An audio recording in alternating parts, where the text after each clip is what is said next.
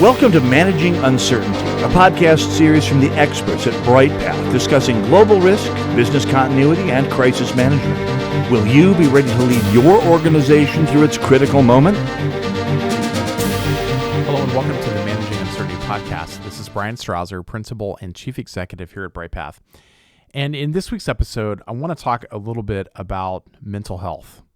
Mental health for you as a business continuity and crisis management, corporate security professional, and everything that we've been through over the last 18 to 20 months as we've guided our organizations, our clients, our families through this global pandemic that has driven almost everything that we've had to deal with over the last almost 2 years now.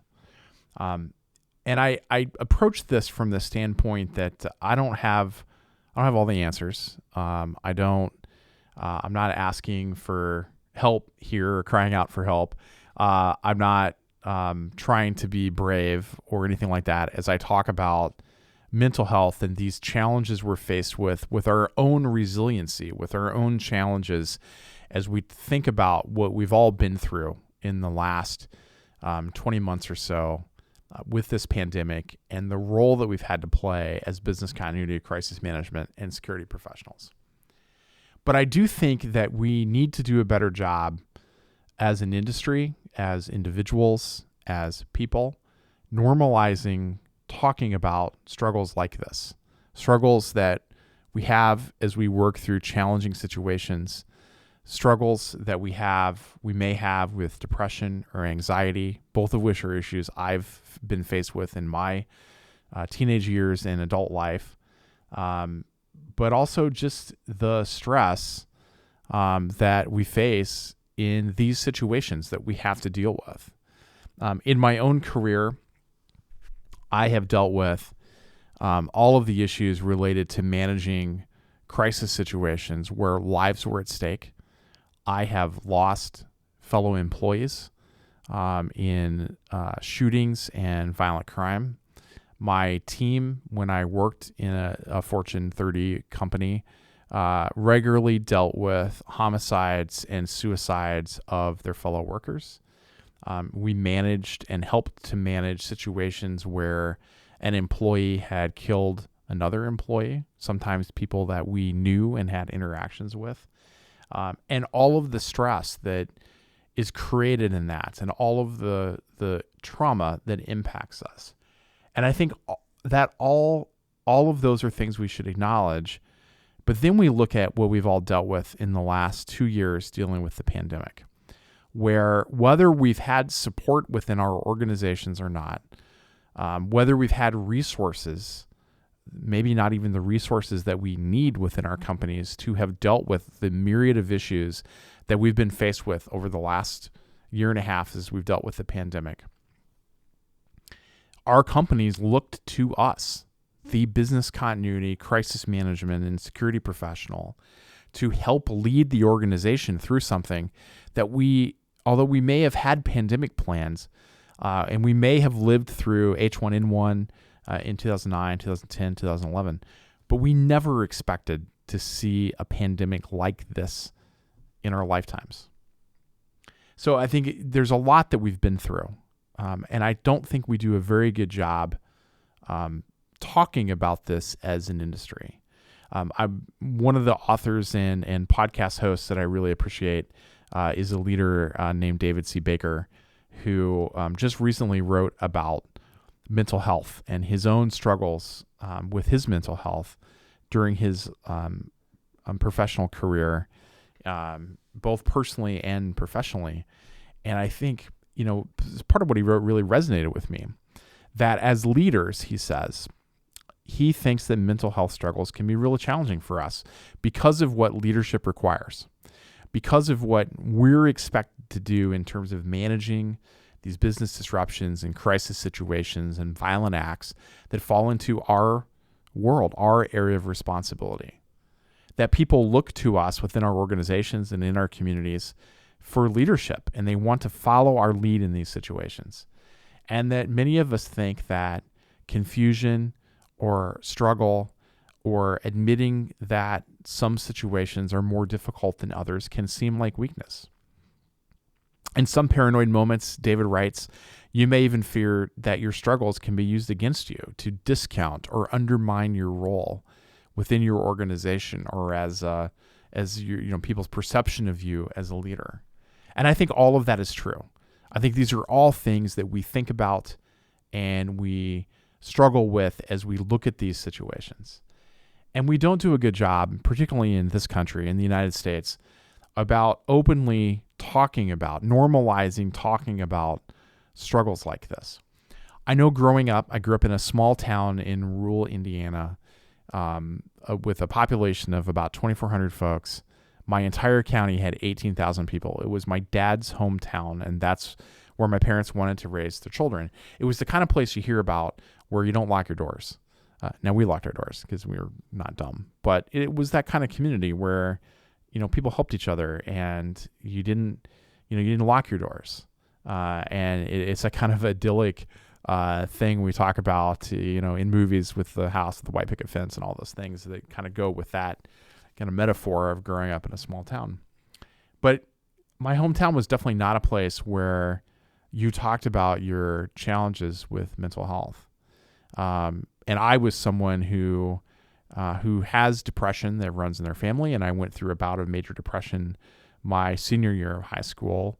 That remains one of the most difficult things I've ever had to manage in my life. I required counseling, I required medication, and all of that helped me, and it helped give me the set of skills I needed to avoid falling into that again for my life, for the rest of my life, at least to date.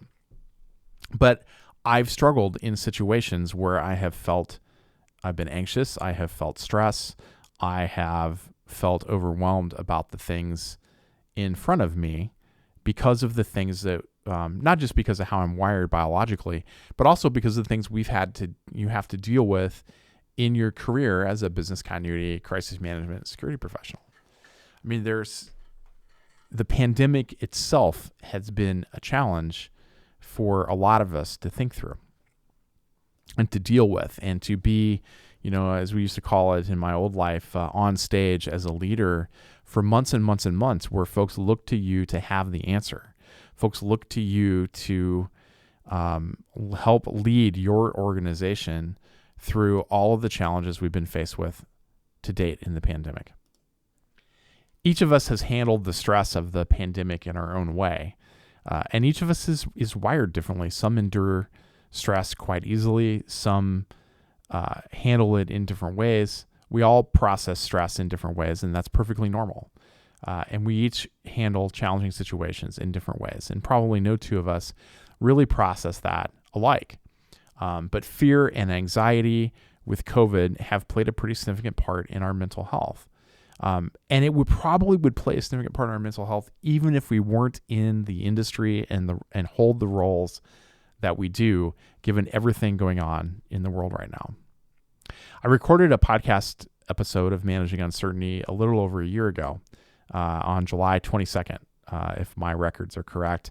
And I'm reminded that I saw a post that day on social media, on Facebook, from a friend of mine who's one of the most rock-solid, confident, carefree individuals, who's in a great relationship, a long-term marriage with great children. Both of them work full-time. They weren't impacted by the pandemic, except in the area of stress and mental health. And what I saw today, when I saw what they wrote a year ago, it concerned me a bit. We were only 5 months into the pandemic at the time. There was no end in sight. The vaccinations many of us thought they were a pipe dream, although now we know there was significant scientific process being made. There were constant changes in social distancing and mask mandates, and not knowing what school is going to look like in the fall for your kids, not knowing when we're going to return to the office in some places. It created a whole different level of stress and fear and anxiety in individuals. And here we are almost a year later, and we still feel, I think, at times overwhelmed by all of this. We're looking at the Delta variant of COVID. We're facing vaccine hesitancy. Many of our businesses are back in their office. Many large businesses are headed down a path to be back in the office or just have returned to the office more recently. We've had to take actions. We took actions during the pandemic that isolated us from others. We had to social distance. We had to shelter in place. We had periods where we were told that we should stay at home. And some of those restrictions were lifted and then came back.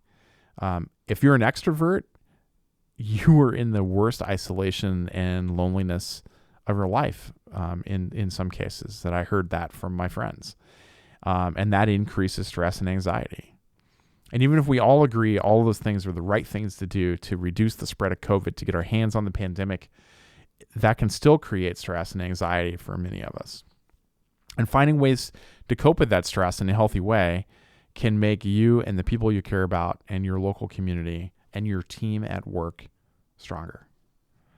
So when we think about stress in the pandemic, things we look for: changes in sleep and eating patterns, difficulty sleeping, difficulty concentrating, fear and worry about your own health or the health of your loved ones, the health of your friends, financial situation, jobs, support services that you rely upon. You might feel like chronic health conditions that you've been dealing with in your life suddenly feel worse. That mental health conditions that you've been challenged by in your life could feel worse.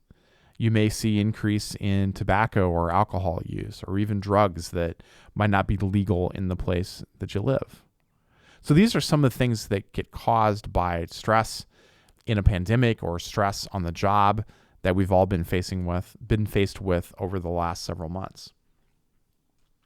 The most important thing I want to remind everybody with all of this and all the stress we're faced with is that if you're in a crisis, a mental health crisis, or you feel like you're in a crisis and you're thinking about harming yourself or harming somebody else, there's a lot of places you can turn to. And it's important that you find someone to talk with right away in that situation. If you're feeling like that now or in the future, I want you to get help. You can go to an emergency room or a clinic. You can talk with your family or your doctor or a counselor if you've seen a mental health professional. That is the best thing that you can do. If you can't do that, there's a number of other places that you can go. You can talk to the National Suicide Prevention Hotline, Lifeline. That number is 800-273-TALK or 800-273-8255. You can call the Disaster Distress Helpline if you want to try something that's maybe a little more all hazards in nature. That number is 800-985-5990 here in the U.S. If you're a veteran of the U.S. Armed Forces, there's a Veterans Crisis Line at 800-273-TALK. That's the same number as the National Suicide Prevention Lifeline, but they'll get you to someone on the phone who understands the specific needs of veterans, and that can be something unique that you may be working through. If none of these are something you can do, then call a friend, call a family member, talk with your spouse or a partner or a loved one, and tell them what's going on and tell them that you need help. And let them take you to a place where you can get that help. If nothing else, you can call me. My office number is 612-235-6435. And if you hit the number for emergency for I'm having a crisis right now, when the automated pickup thing picks up, it'll go to our on-call voicemail, and one of our employees, well, either I'll pick it up or one of my folks will let me know. And I'd be happy to talk with you if you listen to this podcast. And I don't care what time of day it is. Call me. I'm not a mental health professional, but I've been there. I will be your friend, and I will help you. But if you're in a crisis and you're feeling like you're at your wit's end and you're thinking of harming yourself or another, then I want you to do something about that right away. I do not want you to wait. I want you to call and get immediate help. Now, I want to talk about what you can do when you're not in that crisis situation. And one thing I want to, as I emphasized, that part of my intent in doing this podcast episode is to make it okay to have these conversations. And I think we should talk more about these things as an industry, particularly coming out of the COVID-19 pandemic. I think we have to do a better job of acknowledging that this is a challenge for us, that business continuity and security and crisis management professionals that this is a challenge and that it's okay to talk about those things.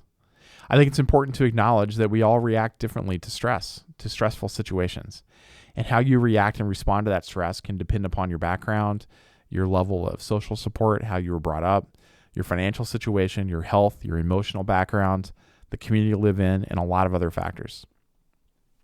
And there's things that have happened because of what's gone on with COVID and how steps that we had to take isolated a lot of us from those support networks, that connectivity we have with friends and coworkers.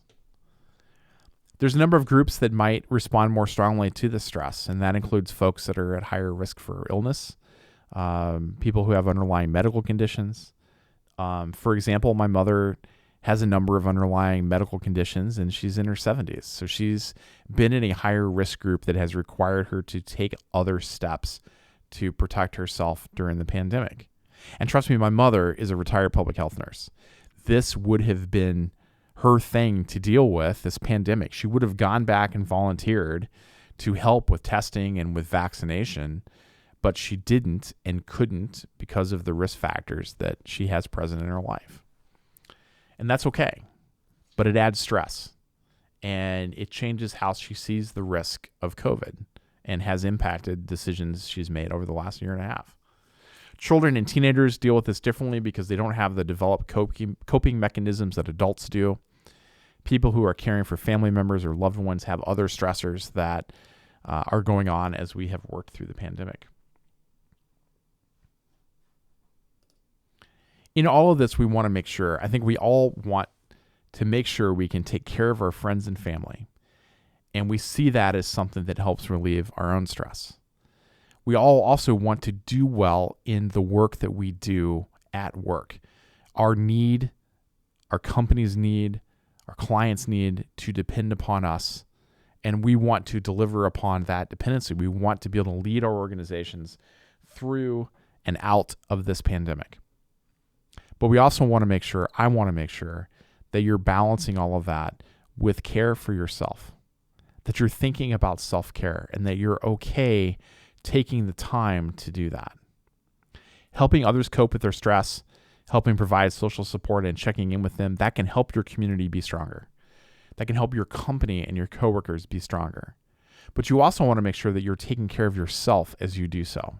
You can still maintain contact and care for their mental health. You can do phone calls and video chat and visit with people now we've been vaccinated. You can use FaceTime and Google Hangouts and Zoom or other tools.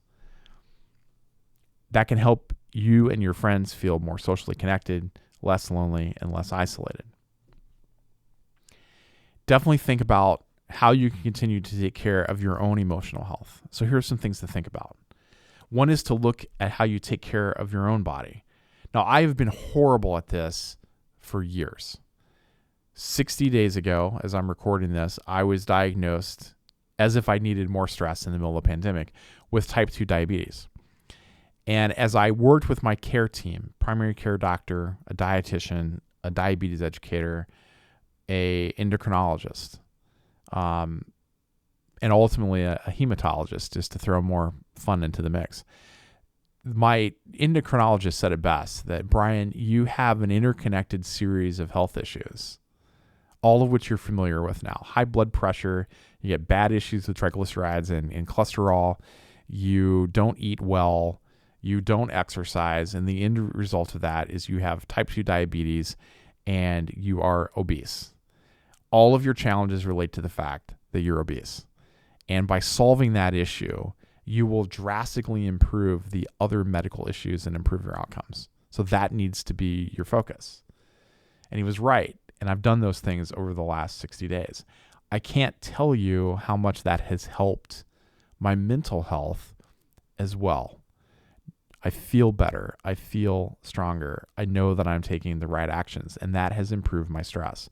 So these are things I've done to help take care of myself over the last few months, and doing so has greatly improved my own mental health and outlook on things.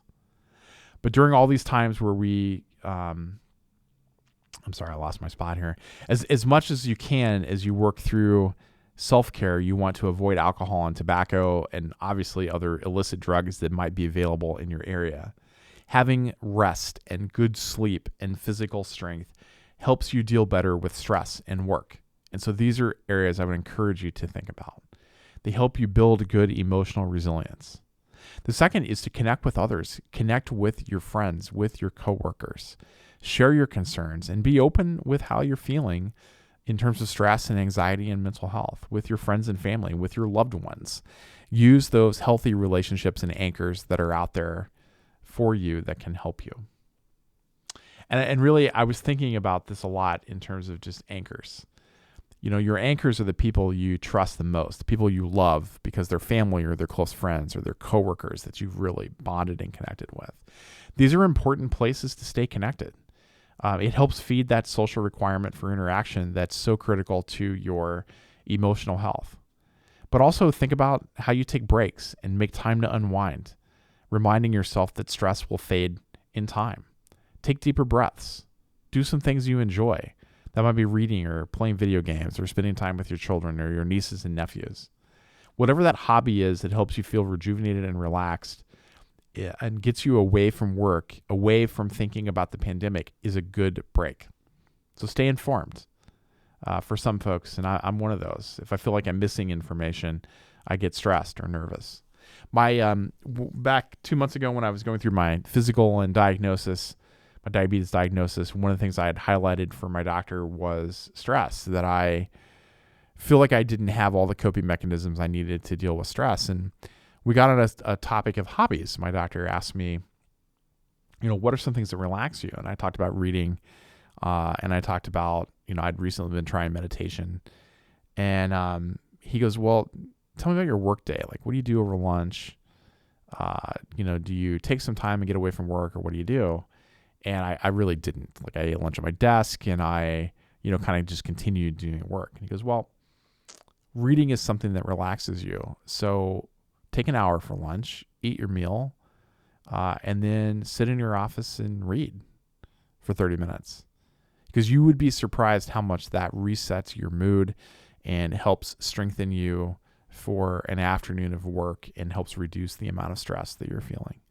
And you know what? The guy was right. I've started reading over lunch and taking a little bit longer of a lunchtime.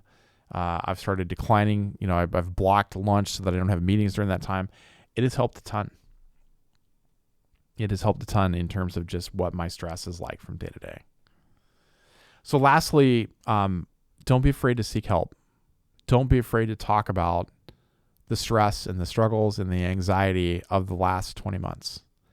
If you're stressed out, your emotional challenge you're faced with, and you feel that for more than a few days or for a few weeks, then I would encourage you to seek help. I would encourage you to talk with, at a minimum, a friend or a family member about getting professional help, or talk with a coworker. Maybe you're religious and you're a member of a church. You can talk to your clergy, to a pastor, a minister, or a deacon. I'm Catholic, so deacons and priests are the people that we go and talk with about such things. You can talk with a mental health counselor. You can go see your doctor. You can get a referral to a mental health professional. There's a lot of routes that you can go to seek that help and to build the emotional resilience that you will need to continue to lead your organization through what I hope is the end of this pandemic. But we don't talk about this enough. And I think it's important to try and have more of these kinds of conversations about how we all cope with and deal with stress and how we can get help when it starts to feel overwhelming. And again, if you're in crisis, I want you to get help right away. Go to an emergency room or clinic. Talk to your doctor. Get help from a mental health or medical professional. Talk to a family member or a friend. Call one of the hotlines we talked about, or call me. I'll be your friend even if I don't know you. We're in the same industry. We're facing the same challenges. I will listen. 612-235-6435. I know this is a little different episode for us. We haven't talked about this in almost a year, but David C. Baker's newsletter this week really highlighted this, and I think it's important to acknowledge that this is something we could be better at. I know we're not really talking about companies in this episode, and we didn't talk about building a stronger, more resilient enterprise. But I think it's important right now for each of us to take a moment and take stock of our mental and emotional health and make sure that we're taking some time for self-care and that we're supporting each other for all the things we've been through over the last 20 months with the pandemic, so that we can all be here for our companies, for our family, for our friends, for our loved ones, our local community. That's it for this edition of the Managing Uncertainty podcast. We'll be back next week with another new episode. Be well. Thanks for listening to this episode of Managing Uncertainty, produced by the experts at Bryghtpath. To receive notifications of new episodes, join our newsletter at bryghtpath.com or subscribe through your favorite podcast player, such as iTunes or Google Play. Learn more about the services and trusted advice from Bryghtpath by visiting bryghtpath.com. That's BRYGHTPATH.com.